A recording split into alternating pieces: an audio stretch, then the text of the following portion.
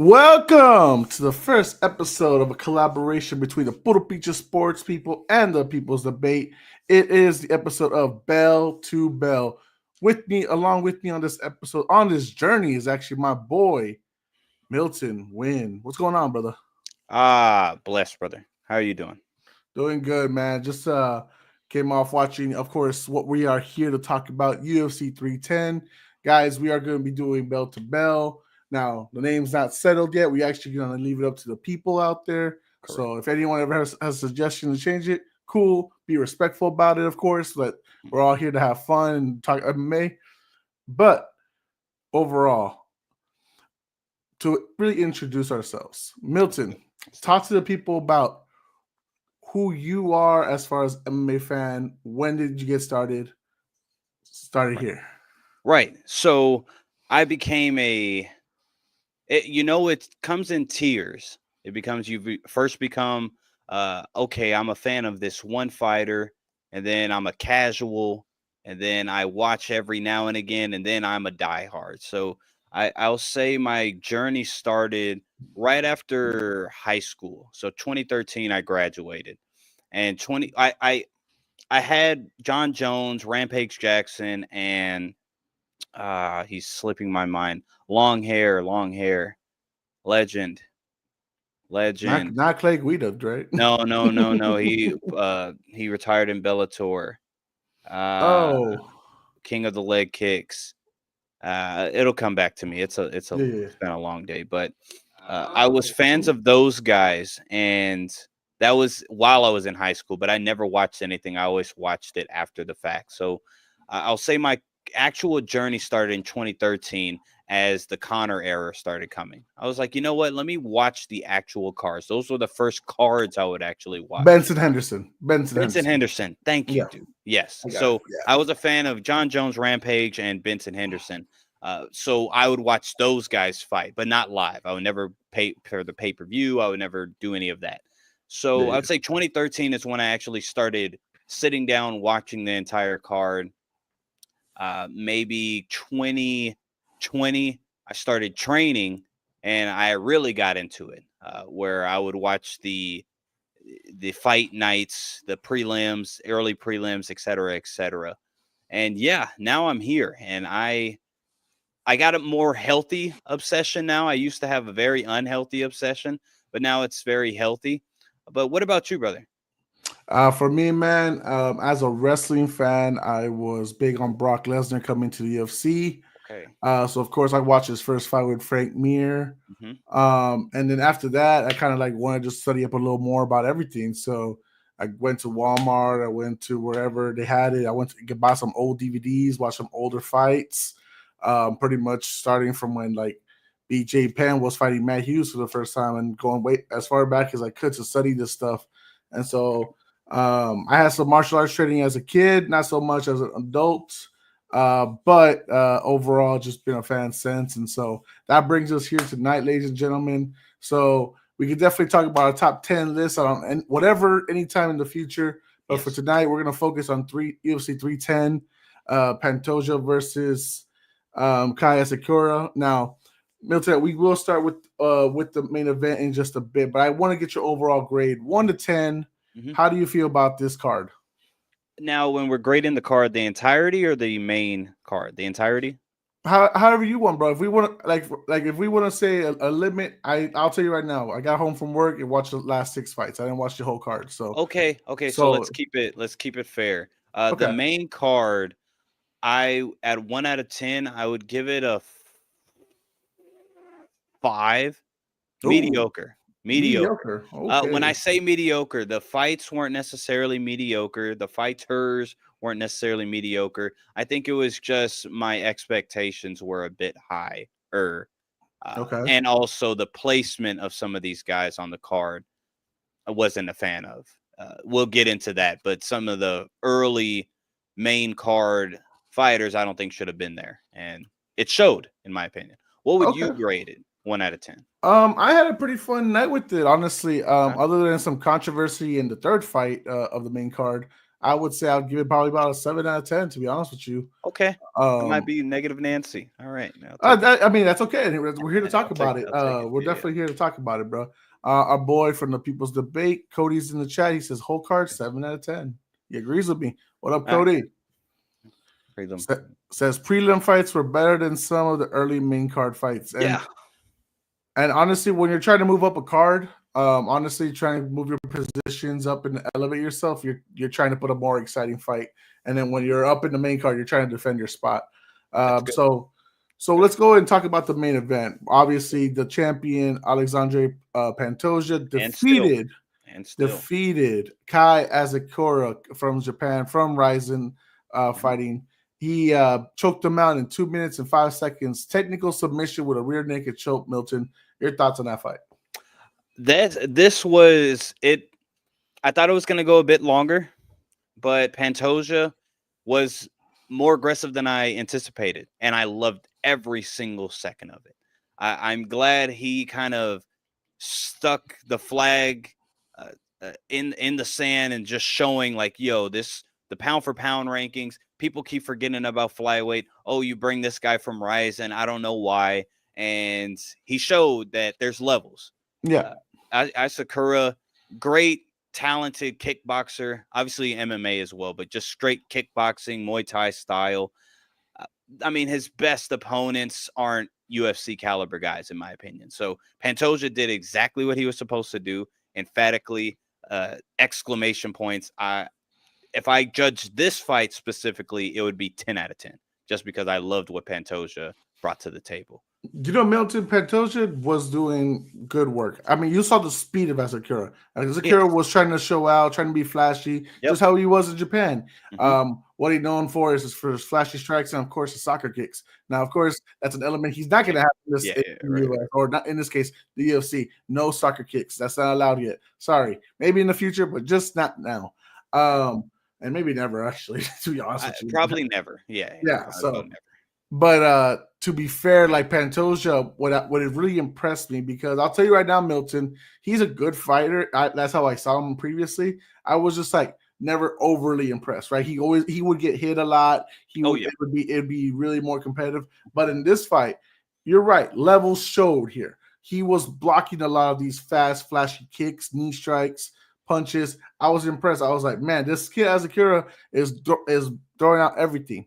But Pantoja is keeping calm. He was blocking as many things he could, and whatever he did get hit with, like a flying knee, he stood his ground and he kept going. Yeah. So that is a negative. And if there was a bit more competition that Pantoja hasn't already beaten once or twice, then that will be an issue, because he does get hit. That is his thing. But the positive with that is his grappling is superior than most of the guys in the division. So that's why he just walks forward. It's like, what are you going to do? Yeah, for sure. And of course, we've seen his fights with Brandon Moreno, which is a lot of people's fan favorites to see. But I mean, asking for him to get a third fight, and Brandon Royale, who wants a third fight, which he also beat twice. Yeah, it's like we don't need to see a third fight between all that. But Pantoja, like, he's moving up in the rankings, obviously, as far as like flyweight champions overall all time. He should. Where is he right now on your list? Will you have like DJ first, and where was DJ's emphatically number one. Pantoja to me is a 2-3. Cejudo's reign wasn't long, but what I guess it was the potential. If he would have stayed, what he could have done at flyweight, maybe that's why I rank him so high. But Pantoja's a 2B or number 3, in my opinion. What say you? I would say he's probably about 3 or 4. And the reason kind of like the 4 is kind of there is because I have been impressed with Brandon Moreno. Obviously, he has 2 title reigns. And of course, he did lose the title to Pantoja. So it's like, wait a minute, what do you mean, Jose? It's different. Yeah, it's different. But like, obviously, DJ, I agree with Cejudo being up there primarily because of his win over DJ. I think people need to respect that. Obviously, his weight was also a reason why he wanted to move up. Cutting that much weight is tough. Right. But I would say that for sure. Asakura, man, coming from Japan, obviously he's gonna be what now? 21-5, his record is. About yes. Yeah. What would you like to see next for him? What kind of challenge? What kind of, like, obviously he's gonna go down the totem pole, but like how far down? Where should he get like a good recovery fight, a good tune up? What are we thinking for Asakura? I would say it just depends on what the UFC thinks of him. Do they want to just feed him to the sharks where he gets embarrassed and UFC proves that UFC talent is just superior than everything else? Or do they really like his fighting style? And it's like, all right, Pantoja's not always going to be there. Let's give him, like you said perfectly, some tune-up fights where this is a possibility, a more probable win for the Ryzen two-time champ. I would say if the second is true, give him Steve Ursig, give him Manel Cape, give him a guy that's going to oblige in the stand-up with him. Yeah. Otherwise, if you give him like an Amir Albazi, that's not smart. Brandon Moreno, I don't think smart either because Brandon's smart. He's going to take him down. Yeah, I think he has a future in the UFC as long as they play it right. I was gonna say Tim Elliott. Trying to give him something Oh, like well, that'll really would. You could tell they would love him if that's the case. Yes. Yeah, I mean, if that's, but I mean, guys we named right now, as far as guys we'd want to see them, they're ranked 8 through 10. So it's like, Correct. So we're saying like, hey, give us a good starter for yourself. Let's really showcase you. Throw it. What did you think about throwing him into a title fight immediately as his UFC debut? What was that? Did you like that? No, I did not at all whatsoever. I get it because it's a two-time blah blah blah. But again, I think UFC is just showing that they're disrespecting the flyweight division as when DJ was around. How they just kept disrespecting the flyweight division. They're not going to threaten to get rid of it this time around, but it was just disrespectful in my opinion. Yes, I get Royval shouldn't be in there. Moreno's not going to get a title shot. Amir Albazi just lost. But Kaikar France, Asu Al-Mabayev, the whatever, I don't know where he's from, but the dude that hasn't lost in the UFC, give those guys a title shot. I didn't like it, to answer your question. Cody says he didn't have ish for Pantoja. He tried to surprise him, but Pantoja didn't fall for it and stayed focused. Absolutely, and that's just showing you the levels to this, as Pantoja said in his post-fight interview. I mean, you're right. I mean, but here's the thing. Do you think Asakura should stay at 125 or should he go back to his natural 135, like how he's fighting Ryzen? Right. I think it just depends on him. How was the weight cut? Was it easy? Was it not? Did he find himself, if I was 135 and more hydrated, I would have been able to get out of that submission attempt? Him and his people have to be real with themselves. I would say for his success, I would stay in 125. I think there's more favorable matchups for him. He's a bigger 125er, so guys that aren't Pantoja, again, the best grappler in that division, Pantoja, might not have that success against them. 135, I mean, again, the guys that are fighting for the belt, I don't think he wants to fight either one of those two. I mean, the reason I bring it up too is because that's what the weight class he was fighting the last 6 years. Of course, yes. So obviously, if Dana White and Hunter is going to come out and say, "Hey, you can go to UFC, instant flyweight title fight," you're not going to say no. I mean, if you have a shot for a title, even if it's 10 pounds lighter, you're going to go for it, and even if it maybe puts you at a disadvantage. But let me. The same question goes to you though. Did you like that he got a title shot? Did you understand it? How did you look at that whenever it was announced? If you look at the rankings, to be honest, Milton, I didn't mind it. Okay. There wasn't anybody that really stood out and said we deserve it more. Guys who haven't fought him. Look at the number 1 and number 2 ranked guys. Guys we just talked about, Brandon Royval and Brandon Moreno. They're already 0-2 to this guy. So we can't. So like it's just tough. And then Amir could get the next title shot, obviously, and then just kind of he's coming off of a loss, so that wouldn't happen. So I get you. So see, it's just they're in a tough position, and it's like I get we're saying they're disrespecting the division, but if this division doesn't get it together, like, and they need to get a guy that can be their star. They need to be like their face of the whole thing to save the division, because every time there's going to be a new champion, they're going to have to save the division, because this division could go away as quickly as the women's featherweight. Mm-hmm. Yeah. So speaking of that, I'm glad that's not a thing anymore.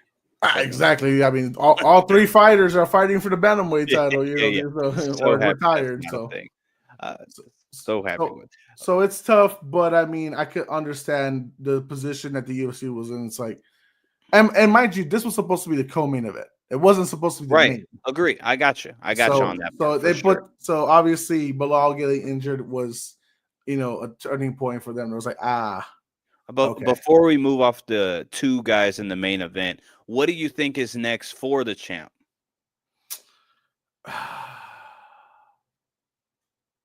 What do you think would make the most sense as who's fighting in one right now, or who's fighting? It's funny.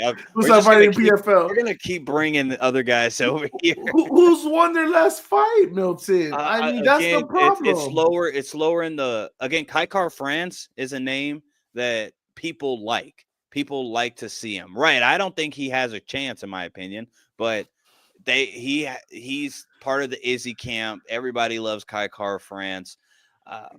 Or a name that's nobody's talking about again, like I mentioned, the number 7 ranked Asul Albayev hasn't lost in the UFC. Yeah, I would say him. But yes, it's not sexy because he's number 7. Top of your head, does he have a fight lined up right now or no? No, he does not.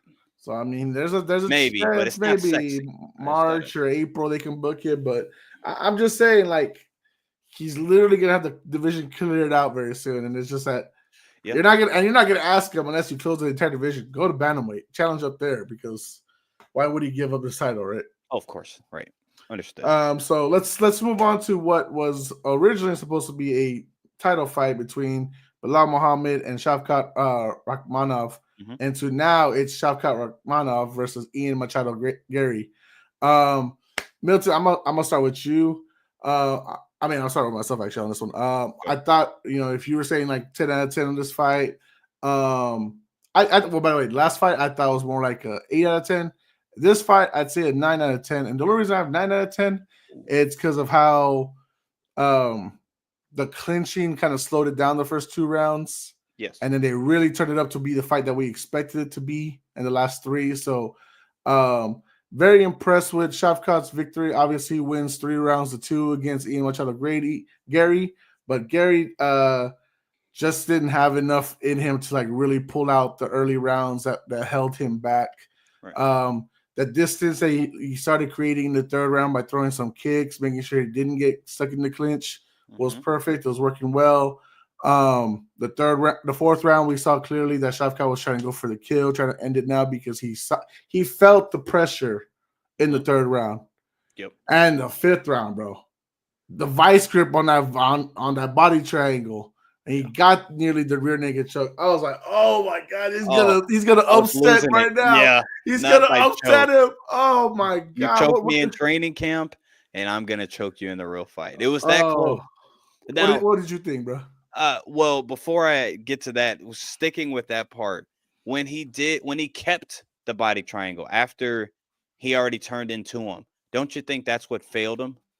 Like, why you should have gave that up? Because now he's just the thing with body triangles for any jiu-jitsu guys out there, anybody, period, anybody that's watched, it keeps you there. You can't progress. There's no submissions.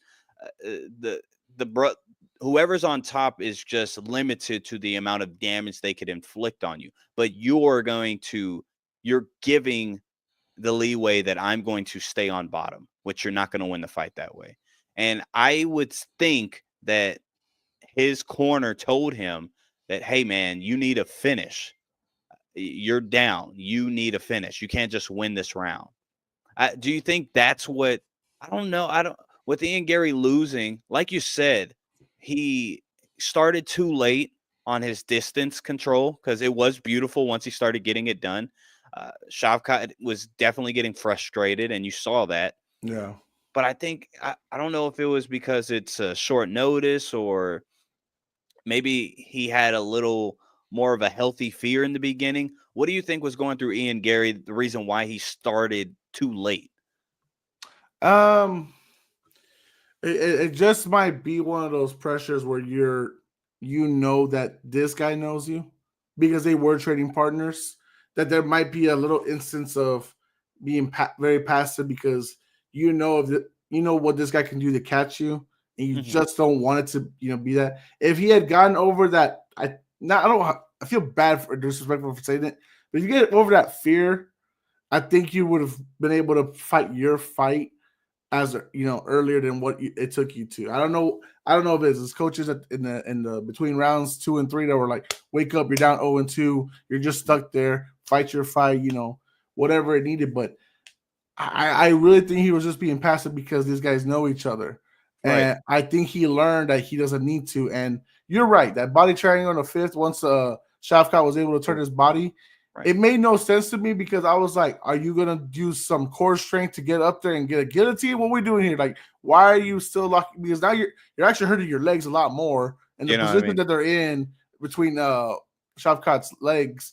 And so it's just, it did baffle me. And especially when, let's say he did use core strength to get up. Well, get up, let go, and stand up back up into your feet because that's where you're going to be able to win this fight because clearly – the grappling is all on Shavkat's side right now. Yes. So, yes. But to answer your question, what I gathered from it is, but I think both of them had a healthy respect because if you remember, I know it just happened in the first and second round on the feet before the cage control happened. Shavkat he had the more damaging shots. Like I think he didn't want to because Ian Gary is a counter striker and he's the fastest guy in the division other than MVP, of course, and Wonder Boy. But I think he was scared of the counters. Again, like they felt each other. It's only training, but again, you kind of understand like, this is if I go forward and do this, those same shots that were landing in training are gonna hurt because he's gonna be trying to hurt me. And Shavkat was catching him in the first 2 rounds. He had that big pop in the first round, especially just the one. And then the spinning back fist in the second round, and another strike as well. So, I think maybe finally getting hit, and again, maybe his coaches finally got to him. Just those things like told me that he's woken up and he's like, okay, I have confidence in myself. I can do this because he was an undefeated fighter before this. Now, obviously, Shavkat's a higher level than all the guys he had fought before. But nonetheless, like this was like now even in a loss, you can learn a lot from a loss, and you can learn that you can hang and you can fight with these other guys that you might initially believe are higher, because this, Milton. Anytime you get into a fight, nerves are going to take over. It doesn't matter how great you are, it doesn't matter how superior you've been. Nerves are going to take over, but it's for you to channel all that energy into like using that as motivation. We got Cody here. He says, no, great fight. I started rooting for Gary. We was texting each other. Yeah, he was. On the Ian Gary, I second that. You can always learn from a loss if you have the right mindset. And I think he is going to get better from this. Now, with that being said, what do you think is next for Ian Machado Gary? You know what, man? I said throw him back into the Lions Den. Give him some of the top contenders in the welterweight division because really, why are you going to set him back with – I know he wants to fight Colby Covington. Colby's not going to want to fight him, bro. He's still afraid of fighting real contenders, young guys coming up. So in my opinion, with us knowing that it's Bilal versus Shavkat next, my initial reaction was my buddy Jay was texting me, and I was like, I would like to see him fight either Usman or Leon next. Give Gary one of those two guys because he's already got the momentum on his side. The confidence is right there. So, and their stock is going down. Now, obviously, Usman just fought Chimaev, that in different weight class, short notice, whatever. But, still, this is your chance to get up there. That dude's still ranked number 2 in welterweights. Leon's stock's on the way down. He just got demolished by Bilal. So I would say give Ian Machado Gary one of those 2 fights. He's clearly going to be a face of the UFC, whether champion or not. He's an exciting fighter. And if he gets through one of them or both of them, I could easily see Gary versus Shavkat 2 in the next year or year and a half. It was close enough where that would make sense in the future. And they thought they would fight each other, but for a title. Both of them have Yeah. said. So And were you surprised with how triggered happy they are with interim titles? Were you surprised this wasn't an interim title fight? was I surprised? No, because Bilal, I mean, everybody hates Bilal, so right. But But trigger happy. I mean, Dana doesn't even like Bilal, but they're yeah, trigger happy with right. freaking interim titles. I guess because it was such short notice, it wasn't too short, like a week, but such short notice, I'm not too surprised because it would be more of a laughing stock at that point. Because like Bilal just got the belt, you're already gonna have an interim. I mean, don't get me wrong, if they do it with who, let's say Umar wins the bantamweight and Umar can't fight, and they do it, I wouldn't be surprised. But I'm no, I'm not surprised. I think it makes sense not to, but you're right. They have become trigger happy with the interim weird Yeah, this whole thing like they're doing. undisputed thing. Okay. It's very odd. And obviously we know Shavkat is going to get Bilal next. What is your confidence level after this fight for Oh, Shavkat to actually dethrone Bilal Muhammad? okay. Let's talk about it. 1 out of 10, You're 1 out of 10. 9.5 out of 10. Shavkat and new, guaranteed. Oh, What do you think? guaranteed.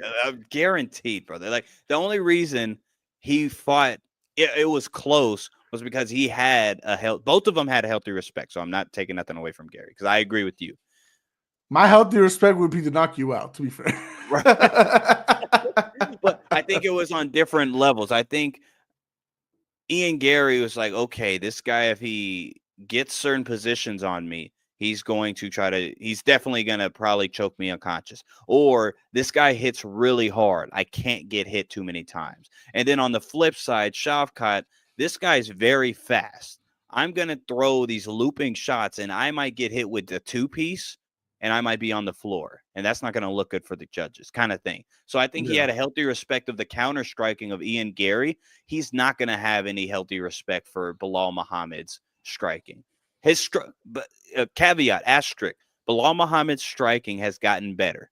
Fair enough. It's unorthodox. It works. It works for him. It's not going to work against Shavkat. Same question to you, brother. What's your confidence level that Shavkat can dethrone the undisputed welterweight champion? I mean, I probably still wouldn't have it too low. Obviously, I probably have it like 8.59 myself. Okay. And the really reason that there's a little stock down in this fight is because yes, his clinch game, his groundwork was great. His escapability of that rear naked choke, Oh, very man, that was impressed. beautiful. Yeah. All that impressed me. But it does also mean you're susceptible to get caught. And a lot of that too is Bilal's a stockier welterweight. You know, like he's gonna be a little bigger. He's gonna be putting up a little fight. And one of the best things that people maybe don't want to like admit sometimes is that his disadvantage at height actually helps Bilal sometimes because he could probably get escape a little more things than you know some people might expect. So I do think this might be a little tougher title defense. Title fight for Shavkat than people expect.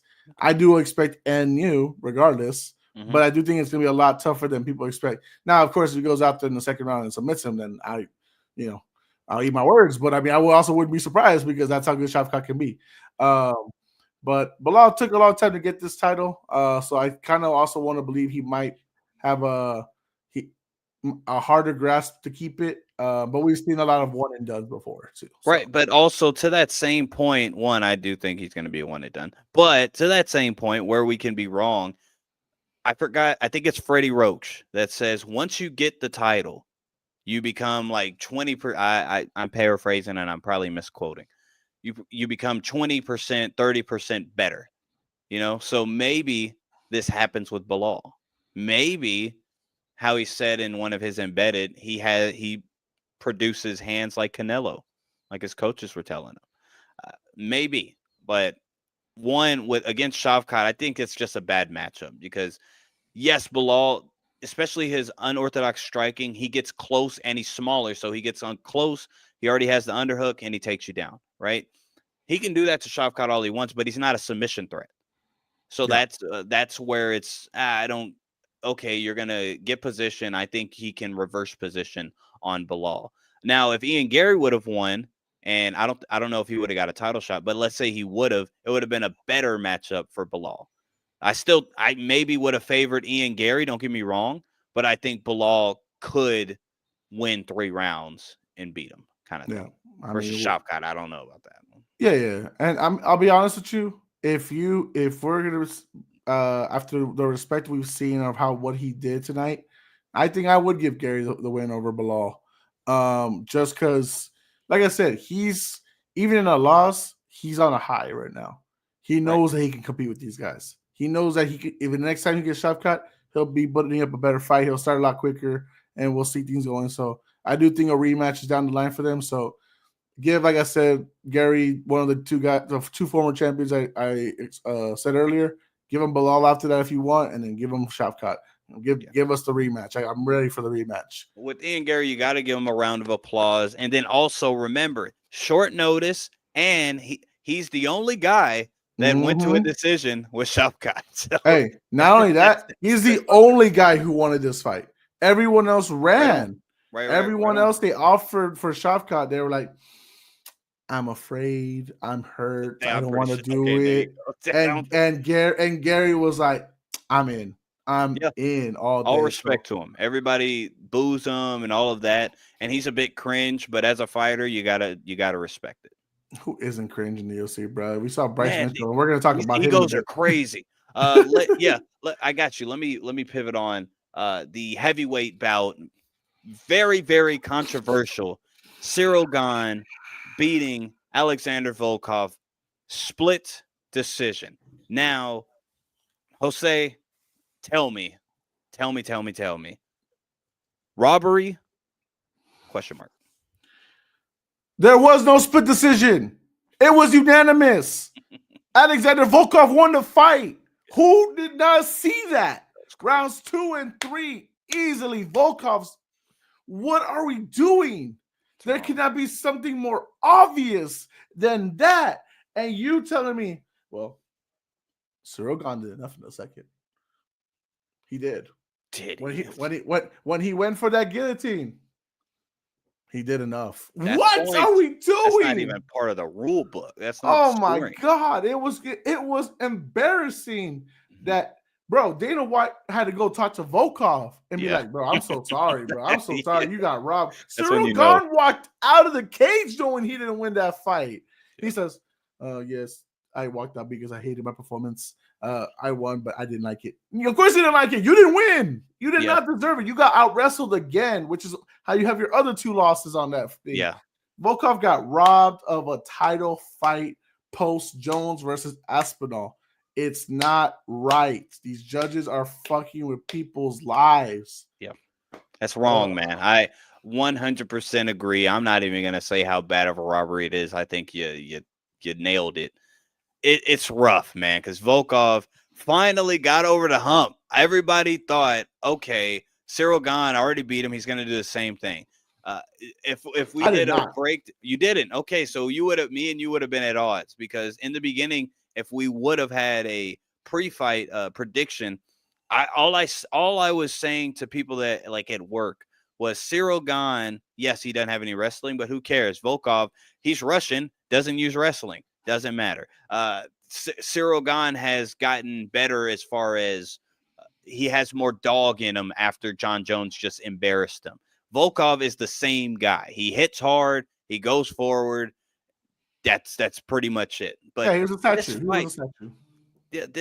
This fight, he completely changed the game plan to become a winner, and he still didn't get the win. He was a mixed martial artist. Yeah. He mixed it up in every way. Crazy, he took down Gane, and I'll give Gane some respect on some of his wrestling defense. Eventually, he got worn down. He got taken out a lot, but he wore him down. He did his thing, like even on the feet. Even on the feet, he looked so much better. Outboxed him. He rocked him. Oh, yeah. That's rough. It's like, dude, like I want another criteria to be a judge. Because you can get a homeless man, and he probably picked the right guy to win that. I mean, I don't even know, Milton. Knowing the criteria, you tell me what you're looking at. who won the fight. And if it's a bit close, you come to us and we'll tell you. You wouldn't even have to come to anybody. It was a plain and simple Their 2 and body 3. language said it. Gon knew he lost. Volkov knew he won. And then when they said 29-28, Gon, I was like, what? I thought they were just doing it for effects. I said, okay, they wanted to make it look like Gon was in the fight. And then they said, hey, Gon won. I'm like, well, that's whoever the 2 judges were that gave it to Gon. You need to be stripped of your license. You need to no longer call fights boxing or MMA, and you need to be deported immediately. I don't care to what country, but you need to be. What if they're from here? I don't give a damn, Milton. They need to be deported after the robbery they just did to Volkov. It don't matter, bro. That's like wrong, send them to Antarctica. I don't give a F, bro. That's rough. Okay. Well, now there's no really other way to explain this fight. No, that's a perfect way. Send them to Antarctica. That's how much you hate these guys, and I can't disagree there. Let me ask, with Volkov, unfortunately, if you even care to watch any reaction shows, we all believe you won, brother. We all believe you won. I believe you deserve the title shot after Aspinall and Jones. That's now what's next for him? Now being realistic. Now, because we have to, yes, Dana White always kind of looks out for guys like this where they feel like he's been wrong, but he's definitely not getting a title shot. So what's next for Volkov? Because Tom Aspinall obviously beat the brakes off of him. So let's say Tom Aspinall fights John Jones, doesn't fight John Jones. That's not going to happen. Well, you're not giving Gon the title fight either. Like that's the thing. He got beat by both these guys. Yeah, it's got to be John Jones, Tom Aspinall. So other than those 2 guys, hopefully, I mean, fingers crossed. Any MMA fan is hoping for that fight. Make it happen, Dana. But other than those 2, if you look at the rankings, nobody really makes sense. You got Jailton Almeida. You know what? I know the perfect answer for Volkov or Gon, whoever you want. This is the only fighter option for both of these guys. Alex Pereira. They're the only option. No. If he wants to move up to heavyweight, it's the only option. Man, you're trying to make money. You're right. I first said no. Well, no, you looked at me like I was crazy. Yeah, but it's true. Well, there's no one else. I'm thinking of Volkov against Alex Pereira. I don't know. That would be. I don't know, man. I think Volkov would definitely just take him down, and it would be easier than Cyril Gane because Cyril Gane's big at least. Here's the thing about Volkov though, and it's still a problem that he had in this fight. His hands are too low. He's wide open for any hit. So that's fair. So to be fair, Pereira can't hit him, especially if he doesn't go for a knockdown right away. Cyril Gane and Alex Pereira, that would be. I would love to see that, and I think Alex would actually win at heavyweight if he fought Gane. That's what I'm saying. You want to actually give Pereira. I mean, I know probably UFC is like, oh man, we'll give him instantly a title fight. But I like to see these guys get first tune-up fight in that division before the title fight. So if I had to give a scenario, let's also remember if John Jones only fights once a year, which is probably what's going to happen. It's probably better to give Alex Pereira versus one of those 2 guys. The winner gets a title shot, and while we have Aspinall and Jones in 2025, just throwing that out there. Okay. I would say caveat. After Alex Pereira, let me look up the camera, fights Magomed Ankalaev. Oh, yes, of course. Better. Magomed. I don't want to hear it. No more. I don't want to hear it. Now, to be fair, if Alex loses to Magomed, I don't want to see him at heavyweight right now. Oh, interesting. I don't want to see it because it's like, are you going to have to lose the title to move up weight class every time? Because that's what I did the middleweight. And that's good. That's a good point. Because now if Magomed's able to get him, whether knockout, submission, or decision, now the game plan's out there to how to beat Alex as far as – because not everyone's Izzy. Not everyone can strike with Alex, right? Well, no one else. So what's the strategy that Magomed's going to do? Because he says he's going to stand up, but he shouldn't stand up against Alex. Yeah. So what's the strategy to beat him? And is that going to transition to any of the heavyweights to know how to beat Alex. So, Right. that's just me. And also remember, Alex is like 36, 37 already. So he's, That's why I if see the move up making sense. It's like him moving up in weight. Yeah, I think him and Volkov would be actually funny because yes, Volkov's hands are low, but so is Alex's. So it I could but, be but Alex also like he's fought elite of the elite strikers, and right. as And big as these guys are, I don't know how elite striking so there. Volkov, remember, it says Russia, so I don't know how high level this is. Definitely not on Alex Pereira's level. But before MMA, he was a like K1 kickboxing champ, something like that. So Muay I Thai. think, yeah, it would be a fun little match. Both of them hands low.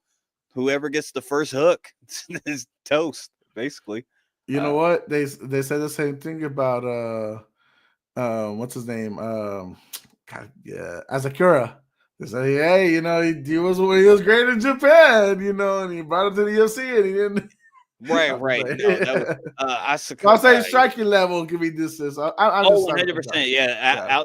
Again, anybody that thinks they can just stand with Alex Pereira and your name's not Izzy, you're going to lose the fight. He is a glory kickboxing champion. There's a reason why Jamal Hill walked away after the gloves were thrown at him. Do you want? We'll talk about. We got to make a whole thing about that because I think we actually agree on it. Jamal. There's not much to say. He talks a lot, and he doesn't. He can't back it up. Whenever, because he's fighting Yuri in 311. So maybe when we break that card down, we can talk about that because that was embarrassing. We got a guy in this next fight that doesn't believe in seatbelts. So we got Bryce Mitchell beating Kron Gracie, TKO, round 3, 39 seconds. No. Elbows on the knockout. It was straight knockout. It was a knockout. You're right. It was a knockout. This man, he finished him. Done. Before the knockout, can you tell me you weren't falling asleep? Oh, for sure. Snooze fest. Kron Gracie does not deserve a UFC contract. He does not deserve a PFL contract. He might not even earn a Ryzen contract because he might lose his BJJ license because oh my god, why are you pulling guard and not doing anything? Like that has got to be the most insufferable. Is that your offense? Is that you? Is that how you win rounds? Like that's his offense. It was sleepy. It was insufferable. I'm glad it ended how it did. Right, that was the best way it could end it. Him pulling guard and then getting knocked out because of it. It's just beautiful. It's a beautiful thing. All the so to explain to the people out there who probably didn't watch the fight, who are just reviewing with us about this stuff. So what happened was Kron Gracie of the Gracie family, BJJ legends. Yes. He continuously from rounds 1 through 3 continuously just pulled guard every time. And if you don't understand what pulling guard is, he wraps his hands around the opponent's neck, then just jumps up and vice grips them and then pulls them down. Now, most of these guys who are not trained in jiu-jitsu, and sorry to Bryce, it kind of shows that you don't know. He just went with it. Like you didn't have to lose your balance and go down with him, but he did. And what he did the whole time, guys, except maybe in the partially in the second round, probably when I dozed off a little bit, he was hanging on for just like, okay, don't move. I'm gonna figure out a submission. I don't know what it is yet. My name's Gracie, but I'm gonna hang on until I decide what I'm gonna do. And at some point in the second round, I think he was going for an arm bar. I don't know. I was again. It was a good arm. Hey, it was a good arm bar. 2 of my eyes were closed. Okay, I don't know what to tell you. So, like I was not enjoying that fight whatsoever. Yeah. And so in the third round, he's gonna go for it again. Bryce intelligently, now knowing what the game plan is, that there's coaches are smacking him. Wake up! Stop falling for this stuff.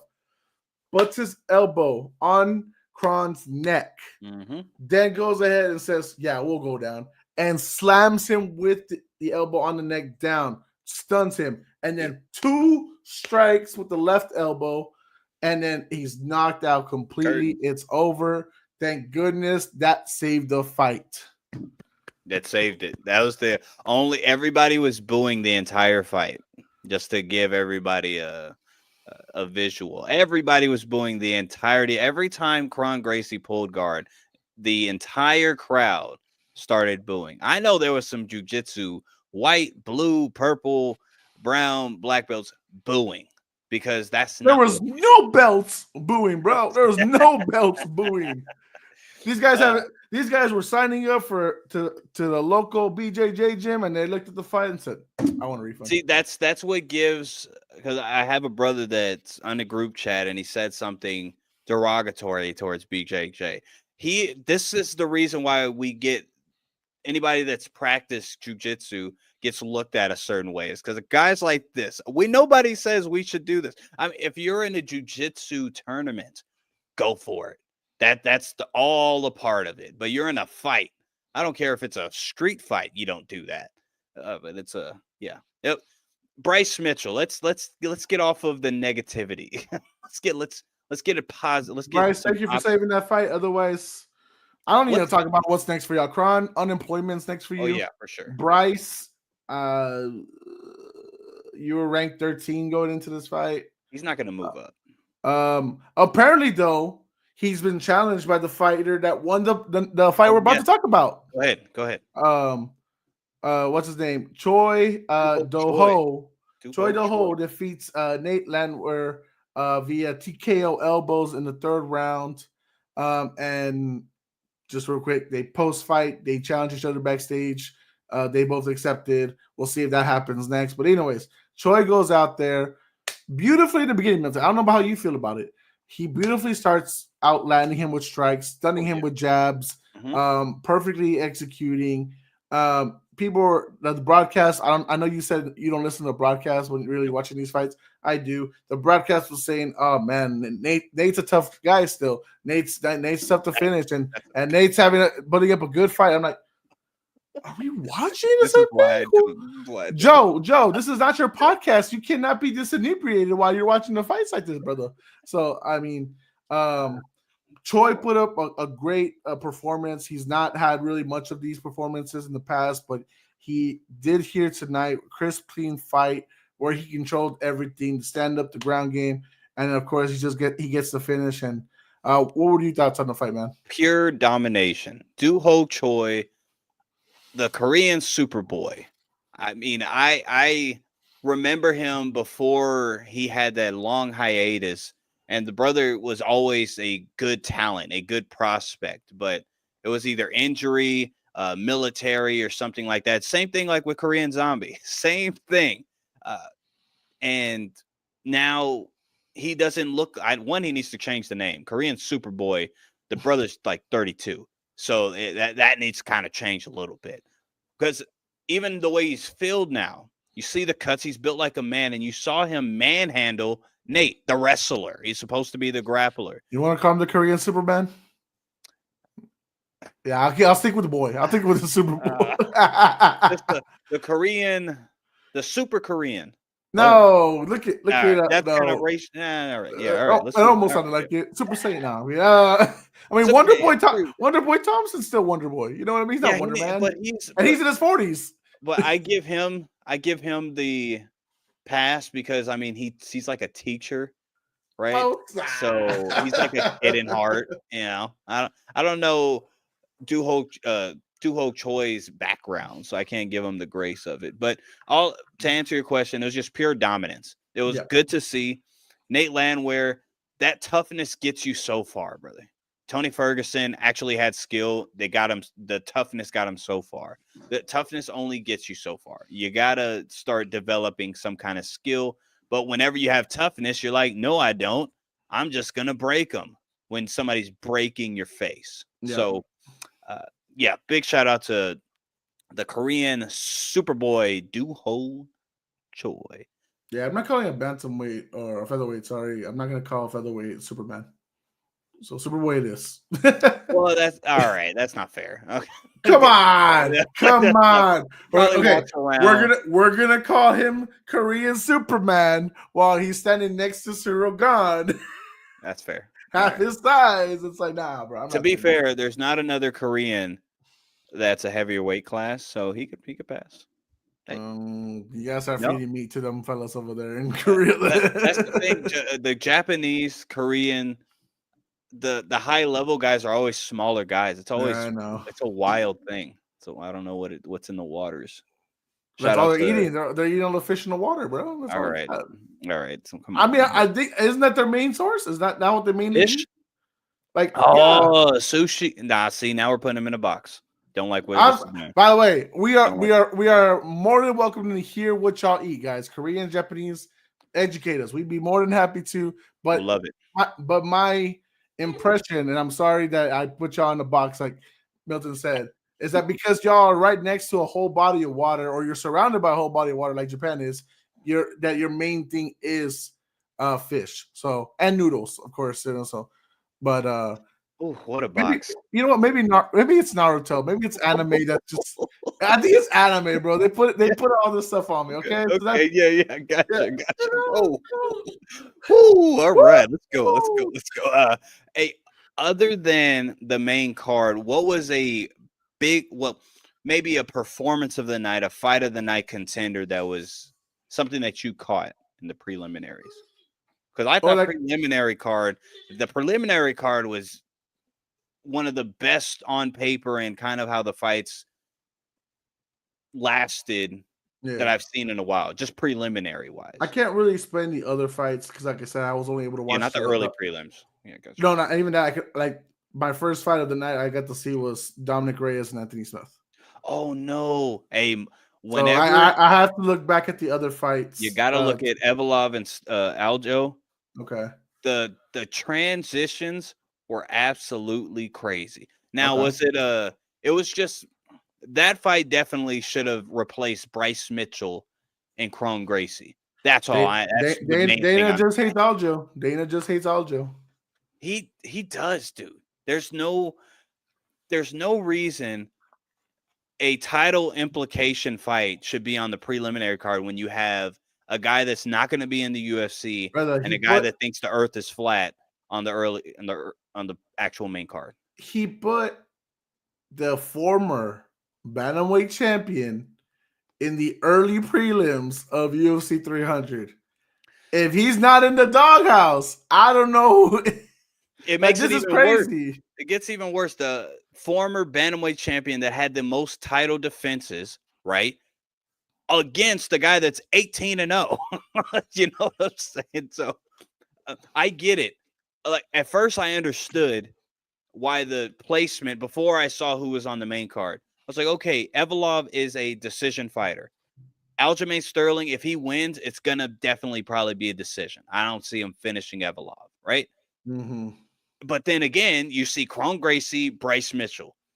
That defeats the whole purpose now. Now there's no reason these guys should be on. I don't care if it goes to a decision, which it did. It was much more entertaining than a guy pulling guard.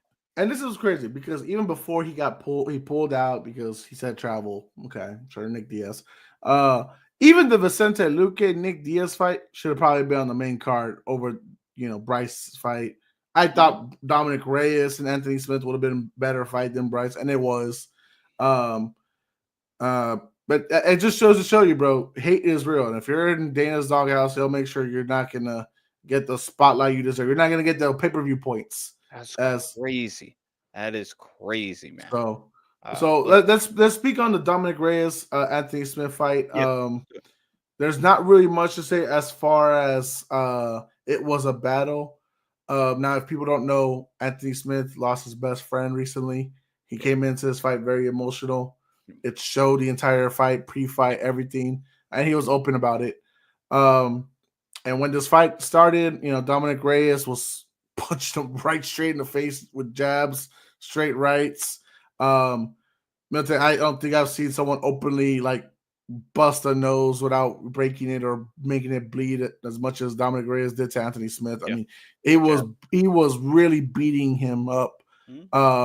Now give it to Anthony Smith. I mean, he stood there, but he already looked defeated before the fight even started, and it's sad to watch because now he's contemplating retirement after losing his best friend. And honestly, even then, with 20 losses, 20 MMA losses, he probably should be retired anyways, but it's sad to see. But let's talk about Dominic Reyes. Let's talk about the upside. He's now, after his long downwind losing streak, he's got 2 wins, 2 finishes. Are we liking what we're seeing about Dominic Reyes? Do you think he could actually be a contender back in this division? Well, two questions, right? Mm-hmm. Do I like what I'm seeing? Yes, of course, because everyone likes a feel-good story. The brother was on a 3-4 fight losing streak, all knockouts, not just losing, a knockout streak. So Mm-hmm. now, not only is your pride in getting questioned, your continuation in the sport getting questioned, but your chin's getting questioned as well. I think this fight, because Anthony Smith's no slouch, at least power wise. Anthony Smith was landing a bit on Dominic Reyes, and Dominic Reyes didn't take a back step. So that's a positive I'll take out of that. Now, to your second question, can he possibly make noise at the light heavyweight division? I don't think so. I don't think so. So, well, let me ask you, same question to you so I could look at these rankings, see who he would possibly be fighting. One, obviously you liked it, but do you see him making any noise? So I want to preface, to be fair, that the guys, except for the last guy he lost to, all he lost to was guys that would go on to be UFC light heavyweight champions. He lost to Jan Blachowicz, he lost to Yuri Prochaska, and then he lost to Ryan Spann. And of course, John Jones was the controversial one. Some people thought that Reyes actually won that fight. I need to really go look at it. Even Jones has admitted that at certain points in that fight, he put that fear in him that he might actually lose this one. So, as far as when we're looking at the rankings, Milton, I do think yes, there is a possibility he can go back up there. You look at Johnny Walker, that dude's he's more down than up. He's more down than up. Right. Dominic Reyes already beaten Volkan. Now Nikita Krylov. That might be a more closer fight, but with his confidence boosting up, it might be a lot more closer than we think, Milton. Okay. Carlos Oberg, a kickboxer. And that's what I was gonna say. Once we get to Carlos and Khalil and Rodriguez, I think that's where it gets a lot more tougher. Okay, so top 6, right? Top 6, top 5. But if you think about it, like let's say, for example, let's say Alex does get through Magomed. Let's just hypothetically go out there and say if he does. Really, there's no one other than Carlos. If Dominic can get another win or two in there, that could really challenge Alex. The reason I say this is because all those other guys have already either been defeated by Alex or they're on losing streaks. You know what I'm saying? So Khalil, obviously, he moved up in the rankings when he lost. If he can move up when he loses, so can Gary, guys. And Dana White was all for it. It was great. This guy, dude. Jan Blachowicz, he lost to Alex already. Yeah, Jamal Hill, he'll lose again too. Yidi will not get another shot at Alex. Nobody wants to see another murder. I don't want to see that. And then Alexander Rakic is a question mark. It just depends because that's a good matchup for Pajeda. I think. Well, he just lost also his last fight. Exactly. Right? So, he never could get a winning streak together. Is his issue? Yeah, his issue. So I don't think that. So honestly, like if he can get just luck by name or another body out there, because I would think, like, again, if he beats Magomed, then what does Dana and Hunter and all these guys want to see? They want him to have a strike battle. I won't be surprised if Dominic Reyes gets a title shot if he continues a win streak. Okay. So not mad at that. Yeah, I could see it. I just don't think it'll continue. We'll see. We'll come back to this because it would be nice. He was a fun fighter before. Of course. And he was a fresh breath of fresh air, a guy that came off of, I played football, and then I just started training. He wasn't like a lifelong kind of guy, yet he was knocking people out. So it would be one of the most beautiful stories coming off of the knockout streak that he came off of and him fighting for a title again. Now, if he goes again against, I think, Alex or Magomed, I don't think that's good for him. But, well, again, we'll see. Yeah. Real quick, let's touch on it. We got some fight announcements made today. Yeah. Let's do it.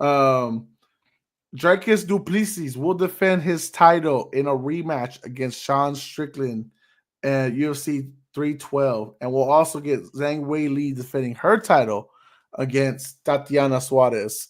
What are your thoughts on these fights, brother? All right. I'll give you the male fight. the Tatiana Suarez against Zhang Weili. The biggest competition for Zhang Weili. This will be the matchup. Now, do I think Tatiana Suarez she's definitely going to be the underdog. Do I think she can get the upset? I don't know. I love Tatiana Suarez's story. The cancer, the neck, the all the issues that she overcame to get to the position she is. She's the best wrestler in the division, including if Carla Esparza didn't retire. So, I mean, matchup wise, I give it an A+ because it is an actual intriguing matchup. When I saw Zhang Weili against Zhang, I was like, well, that's not going to be Zhang Weili easy. Any matchup I've seen Zhang Weili in, I've always been very confident in Zhang Weili's going to win the fight. It might not be sexy, it might not be what, but she'll win the fight. This one, I'm at least questioning. And then I also am going to want to go watch more film just so I can see, is there opportunities where Tatiana Suarez can win? Because right now, skill-wise, I can see it, but just tape-wise, from memory, I don't know how that's going to happen. Now, of course, same question that you asked with the Drickus and Sean Strickland, because I have stronger thoughts. We'll see. Well, so I will go to that one right now. Duplessis is getting better and better per fight. I will say that. Now, obviously, he did have his fight with Sean, and there's some people that are split that who they thought won that fight. Sean won. I won money on Drickus, by the way. Go ahead. Okay, we agree. Because I also thought Sean should have won that fight. I thought the judges kind of dropped him there. Yeah. But I can understand why Duplessis won. Yeah. But I hate that this is one of some things that sometimes it benefits, sometimes doesn't. I wanted to see more of a reason to say you beat the champ to be the champ, right? In this case, for Duplessis, like I didn't think he did enough to beat the champ. But in this case, we've seen it, Milton. We've seen it to where these guys lose a title, they get a rematch, even if they had a fight in between, and they're just not the same. And they get even beat up more than they did before, or they get outclassed than they did before. For example, more recently, we saw that Kamaru Usman was a better fighter than Leon Edwards. He got knocked out, and in their third fight, it just wasn't the same. Yep. He was not the same fighter. I don't know if the fear of getting knocked out again just loomed over him or whatever. It just wasn't the same. Now, of course, Sean Strickland didn't get knocked out, but what I remember from that fight, he was getting hit a lot. He was getting pieced up more than he did against Adesanya. So he might come in here. He's an older fighter. Obviously, he trains with Alex Pereira. But Duplessis is on the rise more than Sean Strickland is right now. So can Sean catch him? Sure. If he's Sean that beat Adesanya, yeah, I can see that. Or the Sean that beat Whitaker. No, wait, not right. No, Drickus beat Whitaker. Mm-hmm. Who did he beat last? It wasn't Whitaker. Sean? Yeah. What did he just fight? Costa. I got you. Okay. Yeah. Boring. Which was another split fight. And that's what I mean. Yeah. Like that's what I mean. His trajectory is going down. We already know that Costa's trajectory was already going down. Yeah, so, Costa didn't do anything. He lost. Costa beat himself that fight, by the way. Costa was trying to be a Diaz brother and with that fake hairline. Yeah. That's shots fired. I don't like Costa. Let me ask on this, because I do have strong opinions about this matchup being announced. I was upset. Does Sean Strickland deserve the title shot? Let's just since no one's asking this, and I'm not a Sean Strickland hater. God bless America. I agree, dude. But yeah, does he deserve it? Oh, because he also is on record saying I'll just sit out. But he was always against people that said that. That's where I lost. He's very hypocritical if he doesn't get his way. Man. He's a very big child. 100%. Here's the thing. I think they made this fight solely because Chimaev would not be ready for whatever reason. And it's upsetting to believe that. Because Chimaev does have this medical history, he can't fight this time. He has to wait till later. Then when they do book him, they have to pull him because he's sick or something. I'm pretty sure if Dana had his way and Hunter had their way, it's Chimaev that would have gotten this fight over Strickland. And then Strickland get the winner of that one. but I think Chimaev was solely unavailable. Now that's all hypothetical. I have no evidence to do that. Chimaev could be on Twitter right now saying I deserve this fight. Don't know for sure, but I agree with you. I would have much rather had Duplessis versus. I mean, I'm assuming you're saying Chimaev should have gotten the title fight. Okay, correct. Yeah. I think that should have been the fight to be made, but it is what it is. So you could be right. You could be right on that. But yes, I thought that was the more interesting matchup. I think Chimaev was way more deserving what he did to Robert Whittaker. Yeah. What did you think about the announcement of the location? It's gonna be down under. It's in Australia. Yeah. It kind of makes no sense for these champions. You know what I mean? Yeah, it does not at all. I don't know. Right, both of them at that. Yeah. Not even the challengers. I don't know. One, they probably are obligated for it, for whatever contract that they may have. Who knows? Don't know the business side of it, because logically it doesn't make any sense. So I'm with you on that. I don't know. I don't know what to think because it doesn't make sense. Yeah. So it's not a fight card that they need to build it up to make me want to buy it. Like it has to be at that level. Like, do you want me to really watch it? There might be a surprise. Alexander Volkanovski is not a champion anymore, so he would not be a main event, right? You don't think the next title shot? Not probably not. Dana already said that he would give it to him. Oh, he said he'll do anything for Volk, right? Yeah, because Volk always stepped up for him. All right. Maybe actually. I think for Topuria, you think they'll find Izzy on the card? You think they'll find a way on the Duplessis Zhang Weili? Yeah, I think that'll be a way to get people to want to buy it, because again, Drickus and Strickland. Yeah, say it again. What do we give him? What would you give Izzy at this point? They love Izzy, right? So you would want to look out for him. Probably give him Imavov, because he's Russian. Imavov. No, but he's not. As you know, he's not a wrestler. He's a kickboxer. So I would say Imavov would be a decent matchup. Again, in Australia, it makes absolutely no sense. So, but for Izzy, it does. I mean, for Izzy, it'll make sense, because it'll be like, okay, give me somebody that he has wrestled before. He has wrestled some of his opponents. Give me that challenge. I beat that. They're going to give Izzy whatever he wants after that. So, okay. But yeah, Volkanovski, if he does fight Ilia Topuria next, one, I think it'll be a more competitive fight than the first one. I don't think he'll get caught at least as quickly. And I will be rooting for Volkanovski, but I mean, I just don't know how that goes. I would. Ilya's going to win. Well, if I'm Ilia Topuria, I'm happier to fight Volkanovski than Movsar Evloev, which I believe Evloev is going to be next up. And I think Evloev provides much more competition to what Topuria wants to do.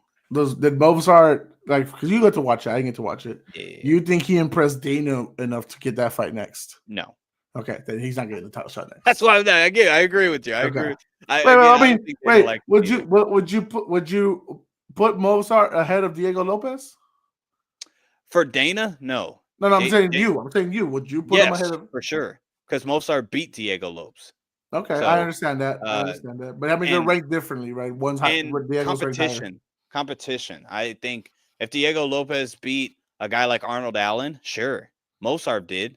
So Movsar's already he keeps beating these guys, and he's not. So is Lopez being humble too, and he's not saying I deserve title shots and nothing. He's like, whatever I get is what I get. The performance that he did against Aljo, I thought was a beautiful performance. He messed up a couple times, but it was beautiful and it was emphatic, and he won. But he also said, I'm not impressed with my performance. I could have done a lot better, blah, blah, blah, right? So is he going to get to the next title shot? Probably not, but I think he definitely should be next. If he doesn't fight for the title, give him Diego. Him and Diego should fight again. Give it a rematch. That's what again, Diego did fight him on like a week notice. So Yeah. So we gotta be honest with that one. So yeah, of course. If Volk is next, which I think he is, let's put Mozart versus Diego too. Give them fair training camps, and we'll see how it really goes. I think they're ranked 3 and 4, so give them their fair shot. But all right, Milton, that's all I got for tonight, man. All for episode one here. One more. What do you got? Fight announcements. Umar Nurmagomedov, Merab. We're going to go in detail, like actually predict it. But once you heard the news that Merab's going to be fighting Umar, what do you think? What's your initial thoughts? Get your wrestling jock straps ready, ladies and gentlemen. Get your singlets out because that's exactly what's going to happen in this fight. I'm kind of praying Merab retains, but I know it's a very high upper hill battle for him to succeed. I think. Did you see the press conference thing?